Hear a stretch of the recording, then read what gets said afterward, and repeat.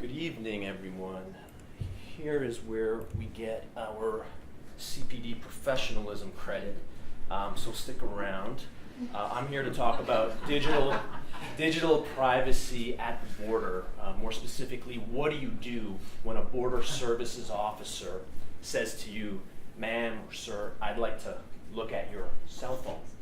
And I know that many of you here are pretty sophisticated. Many of you may know far more about digital technology than I do. But humor me here for a moment for the interactive portion of tonight's event. Does anyone here have an iPhone? Okay. Can you take it out? Take it out and go to settings. Go to settings on your home page. And scroll down a little bit, sort of halfway down. Below the general section, you'll see an option that says privacy. It's got a big hand next to it. If you click on privacy, now at the top of that menu there, you'll see something that says location services. For many of us, that'll be on. If it's off, you are more privacy minded than 99% of the population. But if it's on, like most of us, you click on that, and then you'll see all of your apps that have access to your whereabouts at any given time. And if you scroll down to the bottom, you'll see something that says System Services. Click on that, if you'll humor me again. And there's a bunch of technical stuff. But then scroll sort of halfway down, you'll see something that's called Frequent Locations. Frequent Locations. Is that on or off for you? If it's on, click on it, and then you'll see a bunch of frequent locations by city where you go. I got Toronto, Ontario, among other cities. I click on Toronto, Ontario, and what you'll see there is a map of Toronto with little blue bubbles indicating where you often go. Sadly, I got more visits to this place than I do to my house. But there are other locations there too, some of which I don't even recognize. And if I were interrogated by my wife or the police, I'd have a hard time remembering what I was doing there. Now, as you can imagine, this kind of information is a treasure trove for law enforcement, for the police. There you go. Even better. It's a normative judgment. Clear history. So hit clear history. But this is, you know what? This is a retro. Yeah, exactly. Thank you. This is a retroactive tracking device. That's what it is. In the old days, if the police wanted a tracking device, they'd have to go get a warrant. It would only be limited for a certain period of time, and it would only be prospective. Forget about the idea of a retroactive tracking device. In the old days, if the police wanted to follow someone around 24/7, that's a tremendous exertion of resources. Now we all carry around a retroactive tracking device, potentially. Now, when I say this is a gold mine, treasure trove for law enforcement, for many of you that's pretty academic. I mean, the odds of the police getting a search warrant to look at your phone is probably lower than some of my clients. It's still a real risk. But that being said, CBSA, Canadian Border Services Agency, takes the position that they can look at this material and your emails and everything else on your phone whenever you re-enter Canada. So if you were to take a trip to New York tonight and come back on Friday, they take the position that they can look through your phone. And they take the position that they can look through your emails, that they can look at your internet browser history, among other things, and that they can plug in your phone to some kind of forensic tool to search for deleted files as well. That is a shockingly broad search power. And to be clear, they don't need a warrant to do it, and they take the position that they don't even need grounds to do it. Forget about reasonable and probable grounds, the gold standard from Hunter and Southern that you need to get a warrant. They take the position they don't even need reasonable suspicion. So they can search theoretically, any and every traveler's cell phone as they're coming into the country. And they base that authority on what I would say is a strained interpretation of a provision in the Customs Act, one that's on the big screen here. A provision that was enacted long before we had smartphones, arguably long before people carried around cell phones en masse. And what that provision, it's Section 99(1)A of the Customs Act, and it says that an officer may at any time up to the time of release examine any goods that have been imported and opened or caused to be opened, any package or container of imported goods. And then Section 2 defines goods as, for greater certainty, conveyances, animals, and any document in any form. So the government's argument has been Section 99(1)A allows them to search goods. Goods includes documents. Documents must include electronic documents, and therefore they must have the power to search through your computer and cell phone. There's a lot of problems with that argument. One major problem is it's, I think, completely inconsistent with the Supreme Court of Canada in a fairly recent case, a 2013 case called Vu that some of us were involved in. And Vu, albeit it was dealing with the interpretation of a warrant, not an interpretation of a statute, but the Supreme Court of Canada essentially rejected a very similar argument. In that case, the police had the lawful authority based on the warrant to search for documents and computer-generated documents. And the Crown argued that because they had the authority to search for computer-generated documents, that must necessarily imply the right to look at cell phones and computers found within the place where they had a warrant for it. And the Supreme Court of Canada said, no, hold on, not so fast. Because of the markedly different privacy interests that exist in computers and cell phones, we're going to take a different approach here. Because of a cell phone search or a computer search is so highly invasive, unless the warrant specifically authorizes the search of a cell phone or computer, we're not going to allow you to do it. But CBSA insists on making that type of an argument in interpreting Section 99(1)A of the Customs Act. The other thing that CBSA keeps falling back on is this line of cases from the 1980s, beginning with Simmons, Supreme Court of Canada decision, that essentially said you don't have any expectation, you don't have any, I shouldn't go that far, you have a much lower, a diminished expectation of privacy at the border. So far, no problem with that. What they said is, for the basic level 1 search that everyone goes through when they go through the airport, including so-called secondary screening, you have no reasonable expectation of privacy. Okay?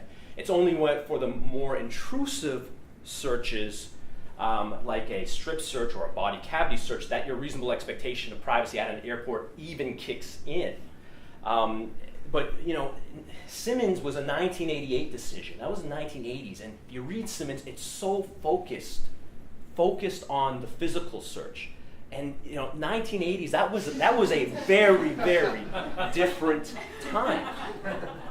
People did not carry around a repository of their entire digital lives when they traveled. You carried around a change of clothes, your toiletry bag, and that was pretty much it. You didn't have all your contacts, all your emails, all your personal, intimate photographs, and your privileged emails on a single device. Cell phones, to the extent someone had one, looked like this, and they were more akin to World War II era walkie-talkies than they are to the smartphones of today. So to the extent that the Crown insists on relying on a line of cases that comes from a completely different age, that is apparently oblivious to the last 10 years of digital privacy jurisprudence to the Supreme Court of Canada, I find troubling. Now the problem though is that the Crown has won every single time they have made these dumb arguments. And it's irksome, I think. Fortunately, they've all been at the trial level, but the Ontario Court of Appeal and the Supreme Court of Canada has not touched it yet. There was a case that some of us were involved in, including Gerald, Tiffany, and myself, a case called Cycli, in which these arguments were made. These issues were canvassed at the Ontario Court of Appeal, but the Ontario Court of Appeal found a way to dismiss the appeal without even addressing this issue. So it's still a live issue that's out there, and for now, we have to conduct ourselves as if the CBSA position is the law, as flawed as that position may be. So here is the practical advice portion of this evening on this particular issue. So what do? Because this creates a dilemma for us, given how much confidential and privileged information we carry around on our digital devices. We have to carry around cell phones as lawyers in this age. I mean, it'd be foolish not to. In fact, one might argue that we're ethically obligated to carry around digital devices when we're traveling. We have an obligation to provide prompt service to clients in a cost-effective manner, and that involves carrying around a cell phone. On the other hand, we also have a very important duty to safeguard confidential and privileged information. So what do you do now, knowing that there is a non-de minimis risk that the state will access the privileged or confidential information on your cell phone when you travel? A couple things you can do. Number one, you ought to, if a border services officer asks to look at your cell phone, first thing to do is tell them you're a lawyer. And assert privilege. Wouldn't that get us put in the back of the office? You have to. I think you have an ethical duty to assert privilege and to ask to speak to a supervisor. I've been assured by CBSA lawyers that they are working on a policy to deal with assertions of privilege. They don't have it yet. But at a minimum, I think you should assert privilege to safeguard your rights and to so that the Law Society can be satisfied that you've done whatever you could when placed in that very awkward situation. Now, the law, as you know, jealously protects solicitor-client privilege.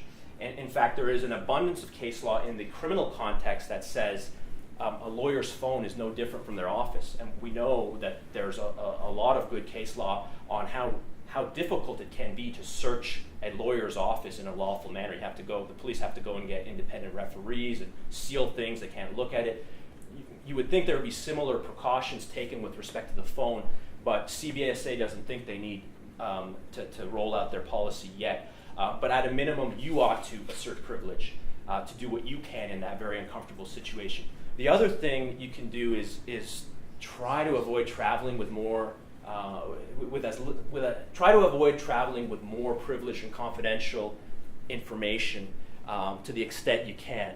Look, I'm not saying we should act like drug dealers and use burner phones when we travel, but that sort of is what I am saying, because there are relatively easy precautions we can take. You can travel with an alternate phone. Nowadays it's becoming easier to switch your SIM card out of your phone and use a travel phone. If you don't want to go to that trouble, on the iPhone it's pretty simple to go to the settings and delete an email account. And then when you get to your destination, add that email account back, and all your messages should re-download onto your phone from your server.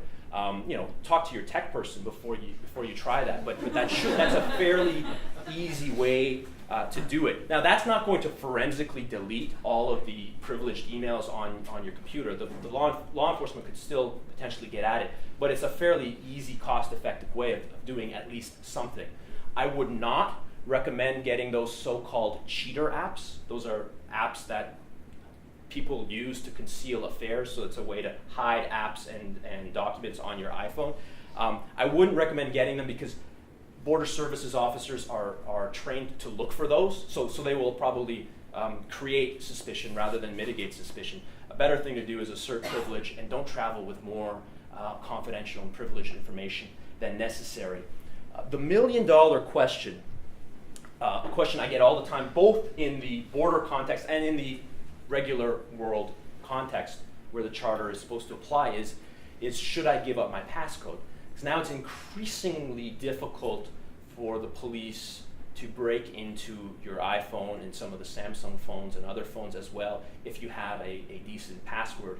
meaning 6 digits or longer as a general rule. And encryption has gotten a lot better. Should you give up your passcode? I would make the argument that it's a violation of your Section 7 Charter rights against self-incrimination. That won't stop the CBSA from laying a charge against you from impeding a Customs Act investigation. People have been charged for refusing to give up their passcode, and no one has litigated this charter issue all the way up. So for now, you may be in the right, and you may be vindicated by history and the Supreme Court down the road if you take the principled position and refuse to give up your passcode at the border, and you will be a hero to us all. But you may decide, for your own personal reasons, that you would like to avoid a Customs Act charge and avoid costly litigation, and just give it up. Assert privilege. Tell them you're not consenting to the search, and give it up. And I hope you've taken off sensitive documents from your phone rather than be that test case litigant. It's unfortunate, but unless you have a wealthy backer, you might not want to take that case all the way up to the Supreme Court, because we are very much on uncharted territory. I appreciate that this was very surface level. If you're interested in the underlying legal issues more, a number of us have written on this area. There's also a book that's coming out that someone may have mentioned. But thank you very much.